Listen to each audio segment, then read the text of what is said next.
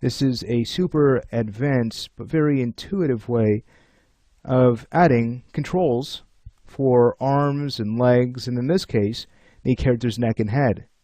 It's actually going to work out to be very efficient, and why is that? The same control that we use to rotate the head will be able to also use to translate the character's neck. Really neat stuff. And sometimes that's the best way to set up controls to make them as efficient as possible, because for one, that cuts down the amount of controls you have to make, and two, it's just easier for animators to work with a system like that with minimal controls. Alright, so let's go ahead and get to it. Now the first thing we need to do is go ahead and decide on the root that the system needs to be connected to. So we do need to control the neck and head, right? Let's go ahead and grab our neck bone. Next, we can head over to our Inverse Kinematics tab and go to Setup Mode. Once there, we'll be able to use Full Body IK. Now, as you can see, it's still grayed out. Why is that? Well, this is another reason why we want to deselect our groups. You can see how they get in the way sometimes. Let's hold down Control and click to deselect our controls group, or whatever group you might have selected, and now you have access to Full Body IK. Now, once we go ahead and click on this, it looks like nothing has happened, but the system has been added to our neck. Let's go ahead and have a look. I'll go ahead and jump back to the items viewport. Let's go ahead and select our neck bone. Let's go ahead and press the F key. Once we've done that, we'll expand its hierarchy, and here's where we'll find our Full Body IK system. Cool. Let's go ahead and rename this to stay organized. So we'll just go ahead and click once after it has been highlighted, and we'll give this a name of Full Body IK underscore neck. Alright, sweet. Now, here's what we can do with this. If we were to go ahead and grab our head bone, take a look. We can now add a goal object, which is essentially a locator. Go ahead and select the goal and exit setup mode. Watch what happens when you start to translate this. You can see how we're able to drive the orientation of the neck. Really neat, right? And now add rotation. Grab your rotate tool with the E key, go to local mode, go ahead and start to left click and drag. How neat is that? So again, we're keeping things very efficient. Wonderful. Now I'd like to go ahead and jump back to setup mode, just so we can go ahead and parent this to the chest so that the head and neck will follow. So let's go ahead and search for the goal object. There it is.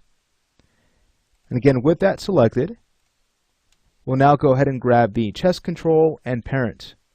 Once we've done this, we'll go ahead and press the F key to find our goal object. We might need to expand the chest controls hierarchy. And with it selected, we'll go ahead and zero out its transforms. Now, let's say we give this a new name. So that's going to be enum underscore head. Alright, fantastic. Now we can start to adjust our display properties. We can go to our display tab, and again, this is a locator. We can go ahead and change the wireframe color. So right now it's set to black. Let's go ahead and make sure this is red to stay consistent. We'll also increase its size. Let's go to locator shapes. We'll find our size channels. Let's go ahead and link all three. And now we'll just kind of bring this size up just a bit. And you can see how the solid setting is getting in the way. So all we have to do is go ahead and uncheck that. Much better. And keep in mind, if you wanted to, you can go ahead and offset the display. So you can see when we start to move in the y-axis, that's not the axis we need. Look closely. With it selected, you can see that the up axis in this case is the x-axis because it matches the orientation of the bone object. So when we start to use the x-axis, we can start to kind of bring this up a bit. Cool. So now it's a bit easier to work with. Alright, fantastic stuff. And then if you wanted to, you can kind of stretch this out a bit more. So we can go to the x-axis under size, and we can bring that up just a bit, just so that it wraps around the head a bit better. Alright, fantastic. So this is working out great. Let's make sure this gets added to our controls group. We'll go ahead and right click and choose Add Items. Sweet. And we also know that there are a few channels that we can lock. Let's go ahead and highlight our scale channels. We'll go ahead and control click the controls group to deselect it and find our channel lock group. Now we can right click after it has been selected and choose Add Channels. Awesome stuff. Let's go ahead and exit setup mode. You can see all is well. And in no time at all, we've managed to rig the character's neck and head. How cool is that? You gotta love this really neat rigging system here in Modo. Super advanced, but super intuitive. Great. Well, that basically finishes up our work here. You can see that when we grab the chest control and we start to move that, the head and neck follow. So everything's working out very well. And this is a good time to stop the lesson. So now that we understand how the full body IK system works, let's go ahead and really push it to the limit by working on our leg rig. By the end of this, we'll learn how to create a really cool foot roll system. So I think you'll enjoy that. And then after the legs have been rigged, we basically just have one more section, right? The arms. So we're making great of the full body IK system here in Modo to rig areas like the legs, the arms. We also use it to create an efficient control system for the neck and head. Super cool. So let's go and have a look at how to apply the same system to the legs. And then by the end of this lesson, I'm going to show you another option that we have here in Modo.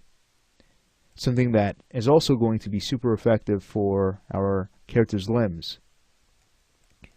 So to get to it, let's enter into setup mode. We'll grab the thigh bone.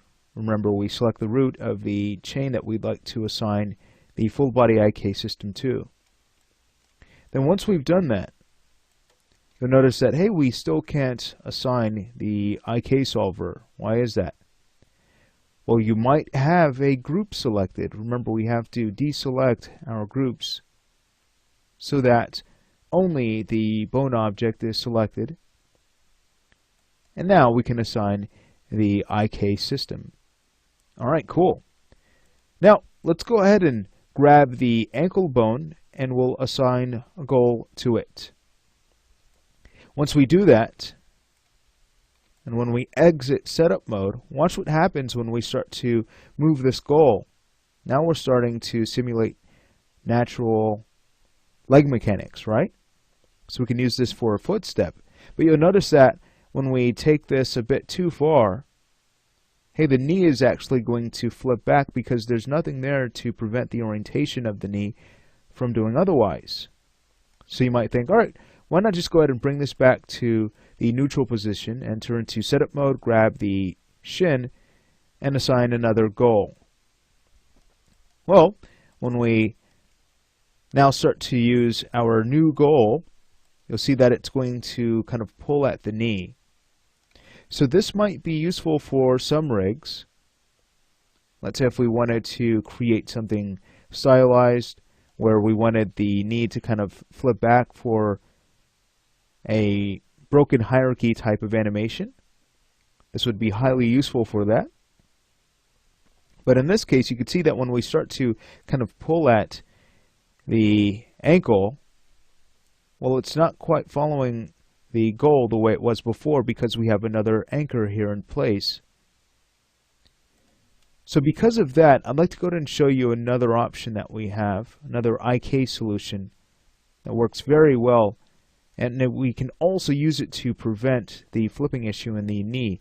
It's very easy to do that with this IK system. Let's go ahead and undo back so we can go ahead and reset the leg. And we have to be really careful here because we can't just go in and delete our goal objects. Let me go ahead and show you something. Let's go to our items viewport. We'll go ahead and grab our two goals and let's go ahead and trash them. And take a look, it's going to throw our chain off. So how can we get rid of those goals and the IK system as well? Let's go ahead and undo back. What we would need to do is actually remove the full body IK system, and we can't just delete that node either. Instead, we'd have to use remove IK. So let's go ahead and grab the thigh. We'll go ahead and press the F key to find it. From there, we'll go ahead and expand its hierarchy to go ahead and search for the node. Now with it selected, if you notice that you still cannot remove the IK, just go ahead and kind of update Modo by adjusting your camera. You'll notice that once we do that, it'll kind of refresh the software, and you'll notice that we can safely go in and remove this IK system. Alright, sweet. Now once that has been done, we can now get rid of our two goal objects. Let's go ahead and grab both of our locators. Let's go ahead and trash them, and notice nothing happens to the leg when we exit setup mode. All is well. Let's make sure we're still in setup mode when we apply the new IK solver. We don't necessarily have to be in setup mode, but I'm going to go ahead and show you why it's a good idea that we are in setup mode when we apply this. So the way this works is we have to go in and grab 3 joints. These 3 joints will have the IK system connected in a way where, again, we can simulate natural leg mechanics. And the last joint that we select in this hierarchy, which will be the ankle, is exactly where the IK goal is going to end up. So with all 3 selected, take a look, we can now go ahead and apply IK. We might get a warning that says, hey, the orientation of each joint doesn't quite match up, and because of that, the IK might not work properly. So here's what this system is going to do. Super helpful. It's actually going to correct the orientation of the chain just to make sure that this solver can work correctly. Let's go ahead and click OK, and when that happens, you'll notice that the goal has been made.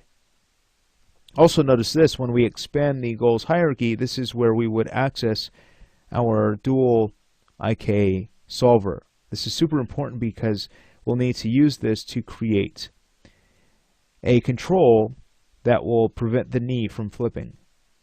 Alright, so let's go ahead and have a look at how this works. I'll go ahead and grab the IK goal. Let's go ahead and exit setup mode.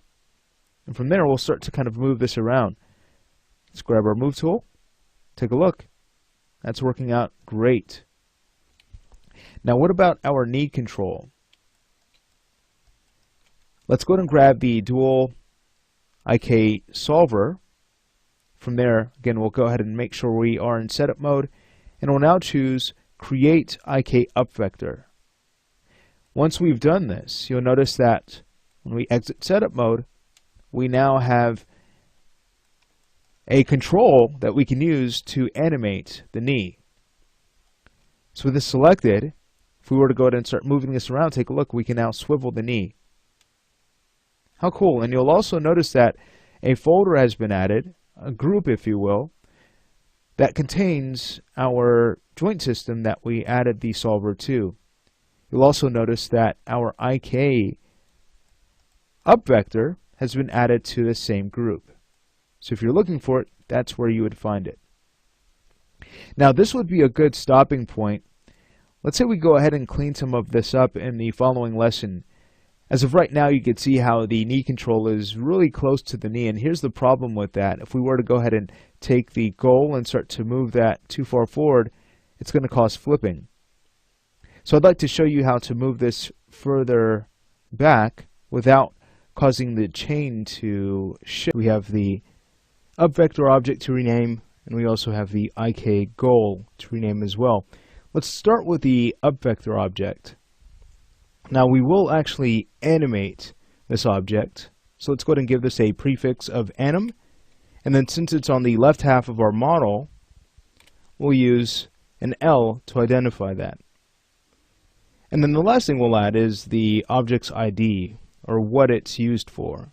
So that's our knee control, right? So we'll simply add knee as our suffix. Alright, sweet. And once we've done that, we'll then go ahead and jump to our goal object.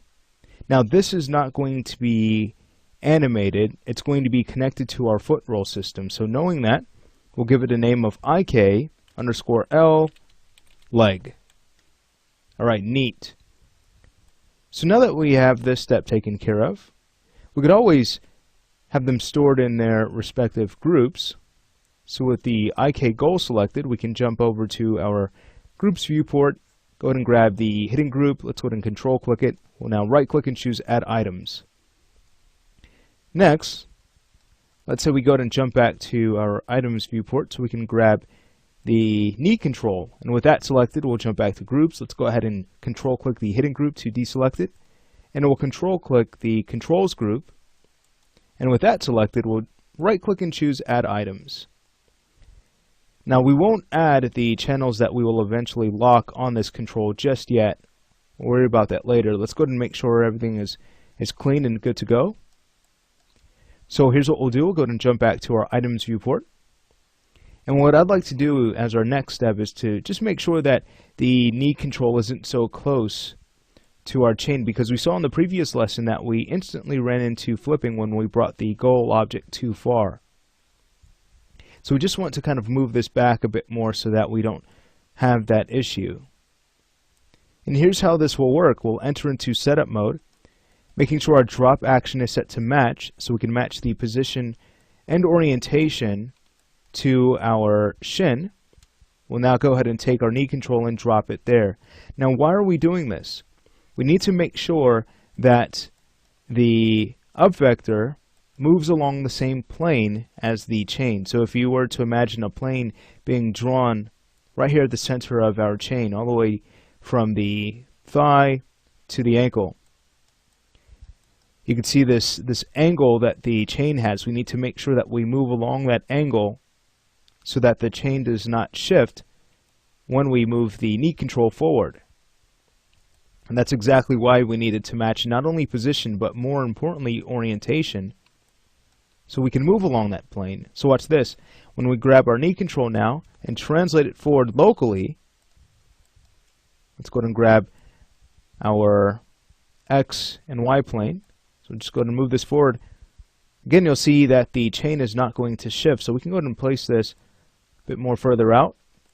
This is something I like to do because it's helpful for, let's say, walk cycles where, again, the leg needs to move forward, but we don't want the chain to flip. So we just go ahead and bring out our knee control a bit more so we can prevent that flipping issue.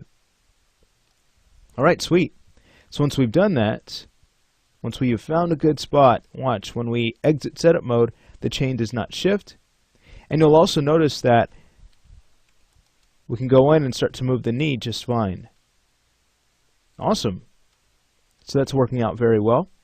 At this point, if we were to go to properties and make sure that just our control is selected, I might go back to groups and control click our controls group so we could just focus on the properties of our control. You'll notice that we have some messy values here, but let's say we go in and reset our rotation. After we have moved along that plane, we can safely reset our rotation because it's the position that this chain looks at. It's not the orientation of this control. So when we go to reset, we can choose rotation, and you can see again nothing shifts, everything works out great. All right, sweet. And then from there, we can basically go in and zero this control. All right, awesome stuff. So now, this is ready to go. It's nice and clean. If anything, we might go ahead and change its display. We can go to our display viewport. Let's say we go to locator shapes, and we'll switch the shape here. Let's go ahead and work with box. All right, thankfully that's the default, right? I'll go ahead and uncheck solid. And now let's say we go ahead and bring down the size of this. We'll go to our size list. We'll make sure to lock all three properties, and we'll go ahead and just drop this down just a bit more. Much better. All right, cool. And once we've done that, I'd like to also go to Style and set this to Replace, just to hide the actual locator. All right, neato. And now at this point, we can go back to 3D items, we can add draw options, and let's go ahead and change the wireframe color. So remember, we're going to change the color that we use on the left and right halves of our model, just to make it easier for animators. So let's say on our left side, we use a shade of blue. Alright, sweet. I might go ahead and set this to maybe a pure blue, just so it's easier to put in the values, but you don't necessarily have to use a pure blue. You can use whatever you'd like, but do keep in mind that it might be easier to work with values that are easy to inset. So for that reason, I think I'm just going to go ahead and stick with a pure blue. I'll go ahead and set R to 0, G to 0, and we're left with 100% in our blue channel. Alright, fantastic. So there is our control object. That's looking great. Nice, so we've managed to clean things up here. Now, what I'd like to do in the following lesson is go ahead and start working on the foot roll system. That way, we can start to tie everything. Basically need to reverse the hierarchy that we currently have for our foot chain. So when we reverse that hierarchy, we'll be able to, again, roll from the ball of the foot, and then from the toe as well. We'll also create a heel pivot. Let's go ahead and get to it. We'll start by creating a locator. Once the locator has been made, let's say we go ahead and align it to our ankle bone. So make sure we use our drop action. We'll make sure it's set to match, and we'll just drop that on top of the ankle bone. Nice. So this is the orientation we want in order to drive the orientation of the ankle. However, we want to drive that from the ball of the foot. So let's go ahead and bring that over to the foot bone. Let's switch our drop action to match position, and we'll now take our locator and drop that on top of the foot bone. Alright, sweet. Now once we've done this, we'll then go ahead and duplicate the locator. Control D. We'll now match the orientation of our foot bone, but then we'll want the pivot of our new locator to be at the toe. So this will be for our toe roll. So let's go ahead and use match rotation, and we'll drop this on top of our foot bone. Sweet. Now we'll switch this to match position, and we'll drop this on top of our toe joint. Cool. Alright, so once we've managed to do this, we'll then go ahead and duplicate this locator, and we're going to go ahead and translate this down. Let's go ahead and take our move tool, and we'll go ahead and translate down to our grid, because this is where we actually want to roll the toe from. But we do need this locator here to make sure everything gets constrained properly. Sweet, so we'll essentially take the toe locator and parent to this toe pivot locator. And now we need a pivot for the heel. So let's go ahead and duplicate this locator, and we'll just translate it back.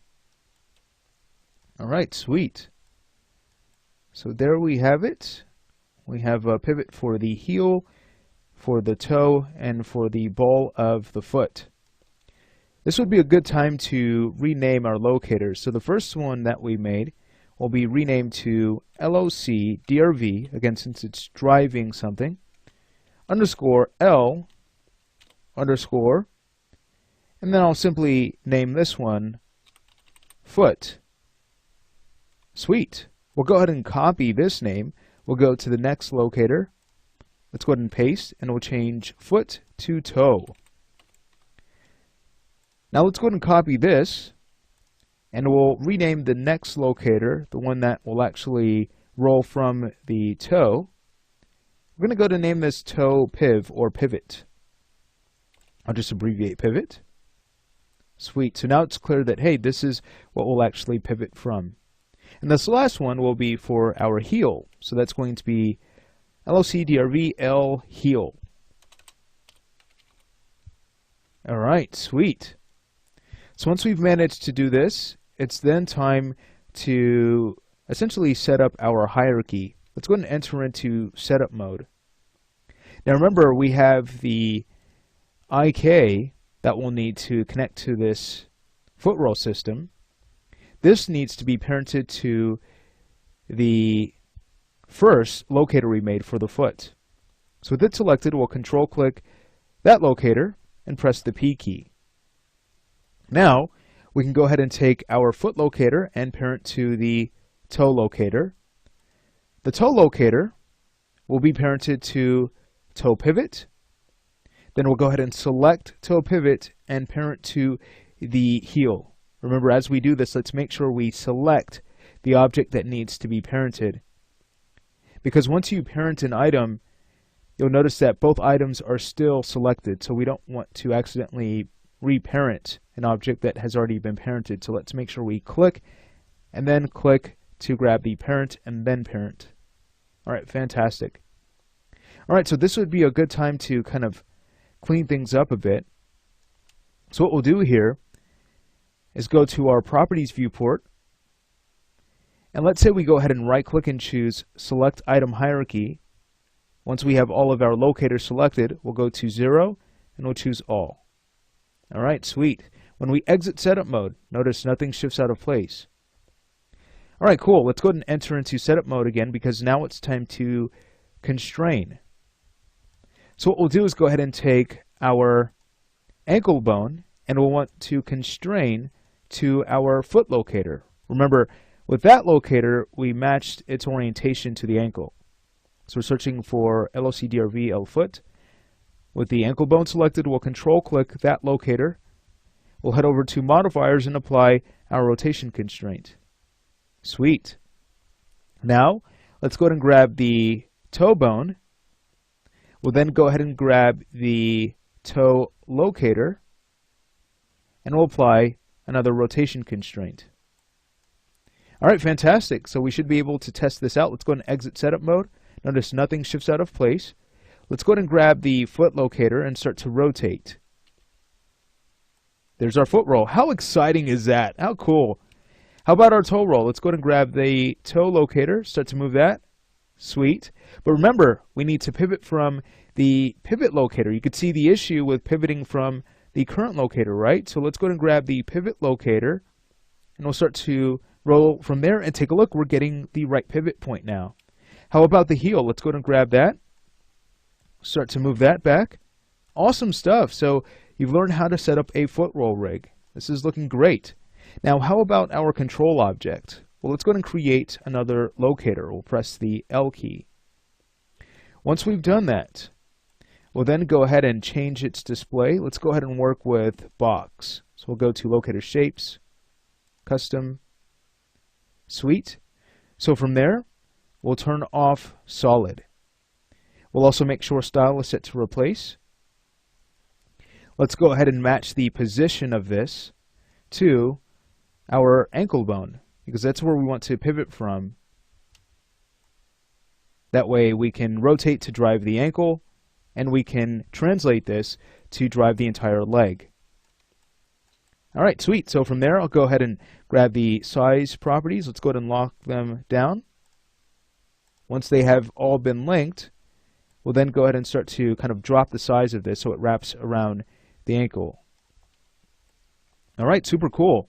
And it is easy to select, so that's going to work out great. Let's go ahead and rename this. It's going to be anim_L leg. Fantastic. We'll now go ahead and make sure that this gets parented to our global node. So we'll go ahead and parent it there with the P key. And with it selected, we'll go to our properties viewport. So we can go ahead and zero this control out. All right, fantastic. Now, let's say we enter into setup mode. We'll grab our heel locator and we'll parent to our animation control. Once we've done that, let's make sure that we zero out the transforms of our heel. Sweet. So now everything's connected back to the global node, and we've connected our foot roll system to the actual animation control. All right, awesome. So everything looks nice and clean. We should be able to exit setup mode with no issues. Let's go ahead and test this control out. So when we grab it and we start to translate, take a look, we're driving the leg. When we start to add some rotation, we're now driving the ankle.